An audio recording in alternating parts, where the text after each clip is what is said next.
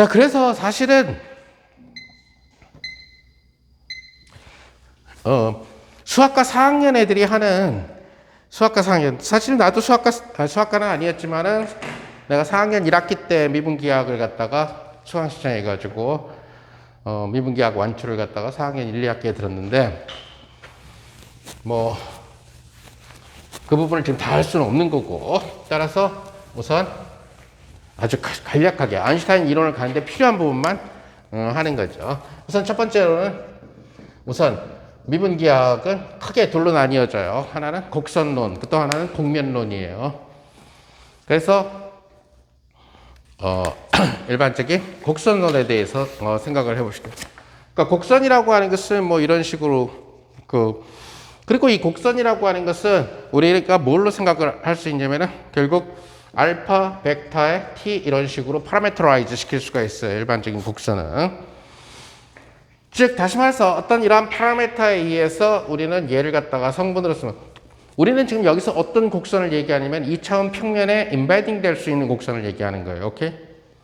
곡선에도 여러 가지 종류가 있죠. 헬릭스처럼 2차원에 못 놓이는 곡선이 있고, 하지만 타원이라든가 포물선처럼 2차원에 누울 수 있는 곡선이 있다는. 그러니까 지금 잠시 헬릭스 이런 것들은 빼삐고, 그래서 어떤 곡선을 생각하냐면 R2 속에 놓이는 곡선을 얘기하게 되는 거죠. 자, 그러면 얘는 벡터로서 그러니까 RXT, Y. 즉 다시 말해서 이 알파 t라고 하는 것은 t가 틱틱틱틱 변하면서 이제 이 점이 달라지는 거죠. 그럼 이 알파 t는 어디에서 잡냐? 원점으로부터 해서 이렇게 벡터로 표시해 주면 되는 거죠. 그렇죠? 우리가 역학에서 트라젝터리를 잡는다라고 생각해 주면 된다는 얘기가. 자, 그러면 여러분들이 역학을 생각을 해 주면 돼요. 역학을 생각을 해 주면 되는데, 이때 우리는 속도를 갖다가 이렇게 파라메트라이즈 돼 있을 때, 물리가 아님에도 불구하고 우리는 미분기하학에서는 속도라는 말을 써요. 그래서 속도는 뭐라고요? 알파 프라임 t 파라메터. 즉 다시 말해서 d 알파 t dt. 사실 속도라는 용어는 수학에서도 쓰죠, 사실은.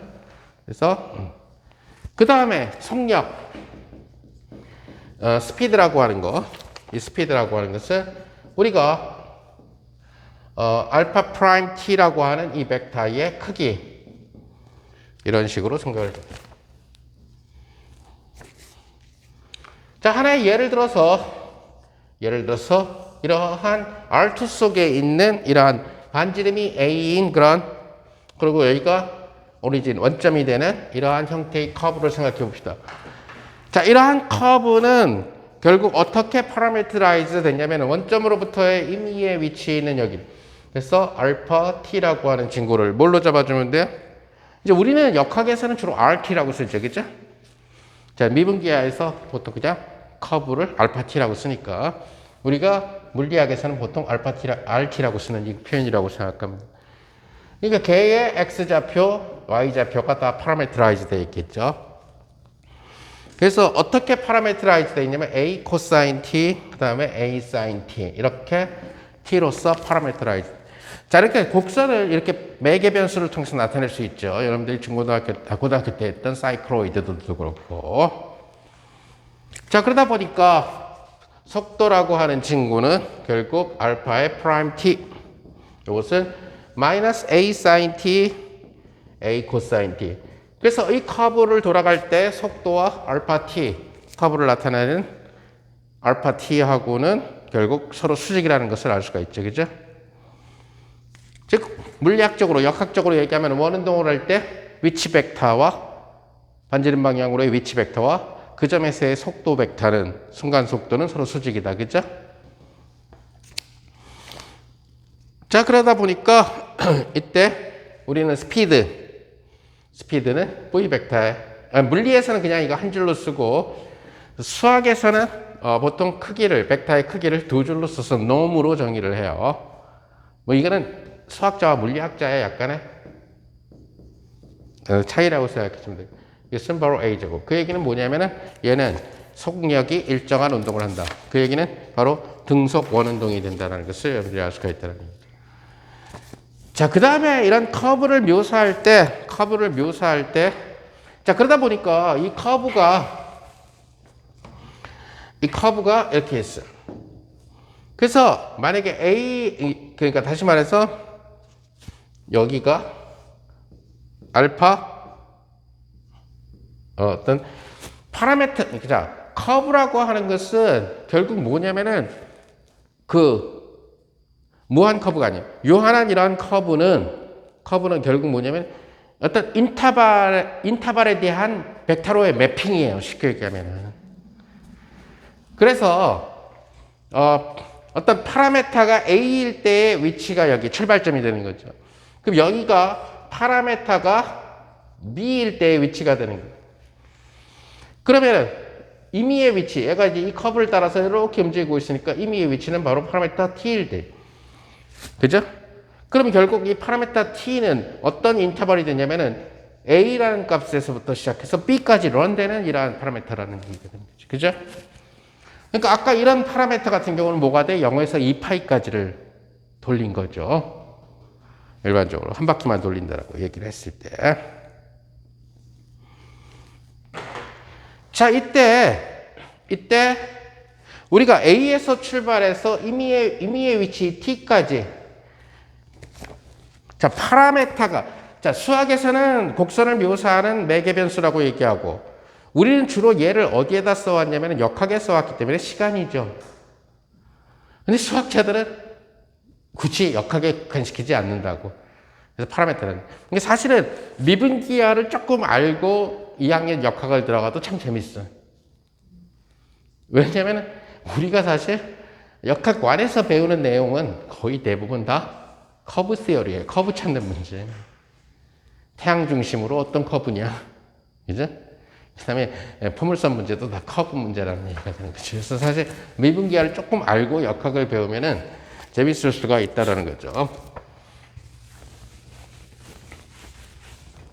자, 그래서 지금 내가 여기 준비한 이거는 내가 대학교 때 공부했었던, 오닐이라고 하는 사람이 쓴 디퍼런셜 지오메트리라는 학부 4학년용 미분기학 책을 요약을 한 거예요. 거기 노테이션이고.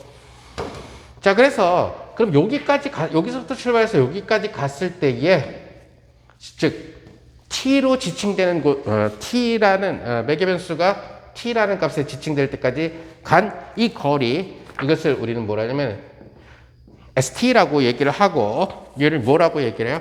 어찌됐든 간에 우리 커브를 따라간 길이죠. 그죠? 일반적으로 커브를 따라간 거리를 전부 다 커브를 다 아크라고 얘기를 해요. 일반적으로. 오케이? 그래서 아크 랭스라고 얘기해요. 이게 이제 일직선이 되면 세그먼트가 되겠지만은 휘어져서 가면은 전부 다 아크 랭스. 자, 그러니까 아크 랭스라고 하는 ST라고 하는 이 친구는 결국 뭐가 돼? 여러분들이 A에서 T까지 갈 때 DT하고 길이죠. 길이니까 스피드를 갖다가 적분해 주면 되죠. 그죠? 속력을 적분해 주면 거리가 나오죠.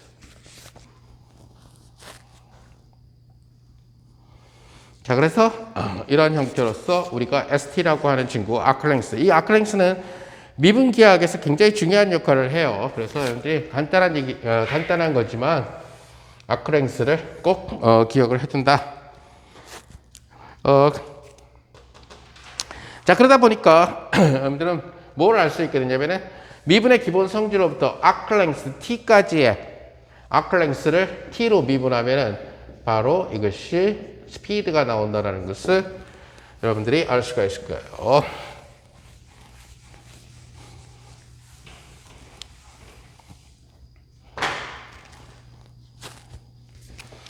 자, 그 다음에 사용되는 몇 가지 얘기를 한번 렘마를 갖다가 생각해. 어떤 F 벡터 T에 매기변수 T에 의존하는 F 벡터와 그 다음에 G라는 벡터가 있는데 역시 매기변수 T에 의존해요. 이 값이 일정하면은 이것은 F 프라임 도트 G는 마이너스 F의 G의 프라임 벡터예요. 이건 뭐 바로 라이프니츠 룰이죠. 미분만 하면 끝나죠. 그래서 이런 라면. 그 다음에 f 벡터의 미분과 fy의 내적이 0이면은 결국 f 벡터와 f 벡터의 크기, 이것은 우리가 뭐라고 해요? f와 f의 내적을 수학자들은 f 벡터에게 놈의 제곱, 오케이? 이것이 일정하다. 이건 뭐 간단하니까 홈워크로 여러분들이 증명하는 걸로 합시다.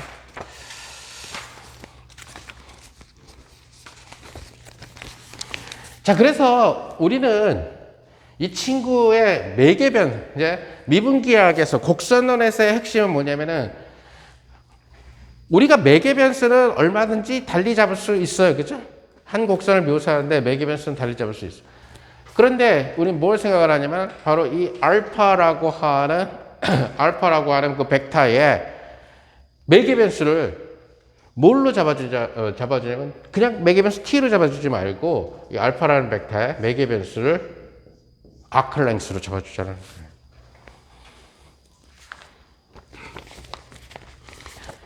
자, 이렇게 잡아주고 그 다음에 t랑 상관없이 s 이런 식으로.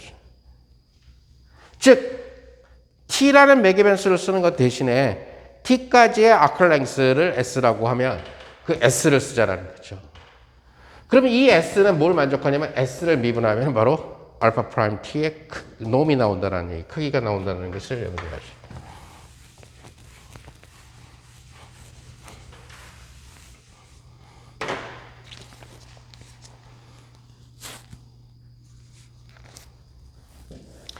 자, 이렇게 잡아줬을 때 뭐가 그럼 좋아지느냐? 그러면 이러한 커브가 주어져 있을 때 이렇게 만약에 주어진 커브를 아까 얘기한 대로 우리가 S로 잡아줄 수 있죠. 그러니까 여기는 뭐가 돼? 알파 제로가 되겠죠. 제로부터 여기서 출발해서 간 거리가 0밖에 없으니까. 오케이? 그러면 이제 여기는 더 갔으니까 알파의 뭐 S1이 되겠죠. 여기는 여기까지 간 거리가 만약에 S2라면 여기까지 얘는 알파의 S2 이렇게 잡아주자는 거죠. 그죠? 그럼 마지막은 뭐가 돼? 알파의 이 길이가 만약에 L이라면은 L만큼 간 이렇게 잡아주자는 거죠. 굉장히 아무 상관이 없다라는 거죠. 이런 파라미터도 굉장히 나이스하다라는 거죠. 자, 그러니까 임의의 위치는 뭐에 의해서 기술되냐면 아까 t에 의해서 기술된 게 아니라 이 임의의 위치는 알파 벡터의 어떤 s, 그죠? s만큼 갔을 때, 그죠? 처음 출발지로부터. 자, 그랬을 때에 우리는 미분의 기본 원리로부터 여기에서의 접선 벡터, 그죠? 이것을 여기에서 접선 벡터. 이것을 접선은 탄젠트라고 얘기하기 때문에 얘를 탄젠트 벡터라고 얘기를 해요. 그것은 바로 뭘로 정의할 수 있냐면 알파 프라임 s 이렇게 방향이 되겠죠, 그죠? 파라메타가 그래서 이러한 형태의 그 접선 벡터. 그러니까 여러분들이 아까 이 원에서 생각해 보게 되면 바로 이 점에서의 접선 벡터가 바로 속도 벡터죠, 그죠? 그러니까 그 벡터는 뭐였었어? 만약에 이거는 뭐냐면 S로 표현된 접선 벡터예요. 오케이? 물론 여러분들은 사실은 탄젠트 벡터를 T로 표현된 데서도 정의할 수가 있어요. 근데 우리는 파라미터를 지금 체인지 시켰어. T 대신에 간 거리로 S로. 그러니까 만약에 T로 된 것 중에 제일 대표적인 예가 바로 이것을 만약에 알파 T라고 얘기하면 바로 이것이 알파 프라임 T. 오케이? 이게 바로 벨로시티죠. 그죠? 바로 접선 벡터 맞죠? 우리가 흔히 얘기하는 이거는 물리에 역학에 썼을 때는 R 벡터였죠, 그죠? 근데 이렇게 만약에 S로 파라메트라이즈를 바꾼 다음에 T 대신에 S로 바꾸면 장점이 하나 있어요. 바로 탄젠트 벡터라고 합니다. 우리가 어떤 놈한테 접한다라고 하는 것은 접하기만 하면 되는 거예요. 그런데 물리적인 베이시스를 형성하기 위해서는 크기가 1이 돼야 된다는 거예요. 유니트 벡터가 돼야 된다는 거예요. 그런데 t라는 매개변수를 썼을 때는 그냥 이 커브의 이 점을 나타내는 알파 벡터를 t로 미분했을 때는 1이 안 돼. 그런데 아크랭스로 잡아주면 항상 크기가 1이 되는 장점이 있다는 거예요. 자, 그 얘기는 뭐냐면 아까 얘기한 대로 이 벡터를 탄젠트 벡터니까 t 벡터라고 합시다. 그러면은 t 벡터의 크기의 제곱이 1임을 보이면 되겠죠. 그죠? 항상. 그럼 얘는 누구가 되냐면은 d 알파 벡터 ds 벡터의 크기의 제곱을 구하라는 얘기예요. 근데 이것은 체인룰에 따라서 결국 d 알파 벡터하고 dt하고 다시 dt하고 ds하고의 스케일이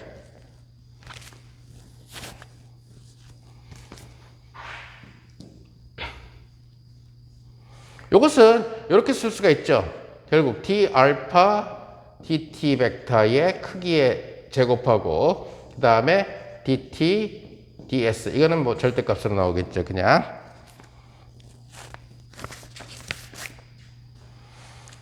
이것은 바로 뭐가 돼요? 알파 프라임 t의 크기의 스퀘어가 되고 이것은 ds dt가 되니까 바로 알파 프라임 t의 절대값의 제곱분의 1 이렇게 그래서 t의 크기의 제곱이 1이 된다는 것을 여러분들이 아시고 따라서 우리는 유니트 베이시스를 원하는데 유니트한 크기가 1인 그런 탄젠트 벡터를 원하는데 바로 그 조건을 만족하기 위해서는 바로 파라미터를 원래 주어졌던 t가 아니라 그 t에 대응되는 시작점으로부터 아크를 따라서 간 거리, 아크 랭스를 갖다가 파라미터로 잡아주면 항상 그냥 그렇게 파라미터라이즈 시켰을 때 그 파라미터로 미분한 친구는 당연히 탄젠트 벡터가 되고 크기가 1이 된다. 그래서 이 t를 우리는 주어진 알파 s로 묘사된 또는 뭐 알파 t로 묘사된 그 곡선에 대한 유니트 탄젠트 벡터라고 얘기를 하게 돼요. 자, 그래서 우리가 만약에 평면에서만 노는 그러한 곡선을 다루게 되면은 두 개만 있으면 돼. 평면에서는. 두 개의 베이시스만 있으면 된다고. 평면이 2차원이라서. 그런데 우리는 모르잖아요. 그러니까 평면에서의 이 두 개의 벡터는 이렇게 가면서 뭘 만들어주게 되냐면은 얼마나 휘는가 하는 곡률을 나타내주게 돼요. 근데 만약에 이렇게 헬릭시칼하게 돌아가게 되면 담쟁이 동굴의 커브가 만들어지면 두 개의 베이시스 갖고는 안 돼. 3차원에 임베딩 되어 있기 때문에. 그래서 그 경우에는 소위 얘기하는 평면에 있었던 접선 벡터랑 그다음에 법선 벡터랑 또 수직인 쌍법 벡터라고 하는 바이노멀 벡터라고 하는 삼총사가 있어야 된다는 거예요. 그때 뭐가 생기게 되냐면 바로 얘를 이 평면에서 돌지 못하게 하고 올리는 역할을 해주는 것을 우리는 뭐라고 얘기하냐면은 토션이라고 얘기해요. 그래서 토션이 생겨서 토션이 이렇게 올라가요. 토션이 없으면 이렇게. 토션이 없으면 대신에 뭐가 생기냐면 곡률이 생긴다는 거예요. 그래서 근본적으로 선이론, 곡선 이론에서 제일 중요한 역할을 하게 되는 양은 바로 곡률이라는 개념과 그 다음에 3차원으로 갔을 때 토션이라고 하는 개념이 된다는 것을 여러분들이 알아야 된다는 거죠. 오케이, 조금만 쉬었다 합시다. 응?